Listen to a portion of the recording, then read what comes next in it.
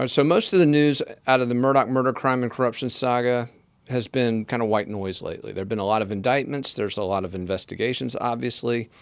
But a lot of folks are waiting on the double homicide investigation. They're waiting to find out what happened at Moselle, the Murdaugh hunting property, on the night of June 7, 2021. That's when 52-year-old Maggie Murdaugh and 22-year-old Paul Murdaugh were murdered.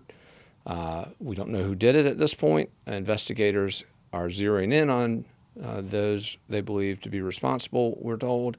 But for now, we don't have any indictments related to that story, and that's kind of what everyone's waiting for. But there's a story this week that could have some bearing on that. Because, again, if you're a regular reader of FITSNews, you know that the Thursday, the very week of those murders back in 2021, 3 days after the murders, Alec Murdaugh was supposed to meet with attorneys. He was supposed to appear in court to answer a host of financial disclosures, interrogatories in this boat crash case, the civil case that had his family on the hook for a huge multi-million-dollar payout. Well, Murdaugh wasn't providing the financial information he was supposed to in that civil case, and he was going to be hauled into court the week of the murders, to be compelled to produce a lot of this information. Now, folks know that from reading our coverage back in 2021.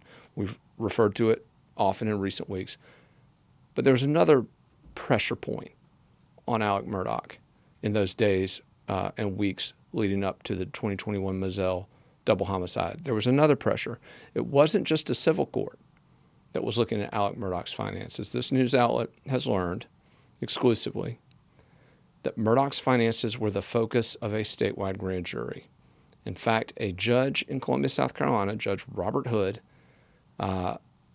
was made aware, at the very least, perhaps signed off on, but we know he was made aware in April of 2021 of a subpoena by the grand jury to get Alec Murdaugh's bank records. And obviously, given the relationship between Murdaugh and these various banks in the Low Country, it's a fair assessment that if the banks were aware of this subpoena, they probably told Murdaugh pretty quickly, given that the banks have been, by all appearances anyway, an integral part of the various financial scams that Murdaugh ran against his former law firm clients. What bearing will this have on the broader Murdaugh murders, crime and corruption saga? At this point, it's not clear.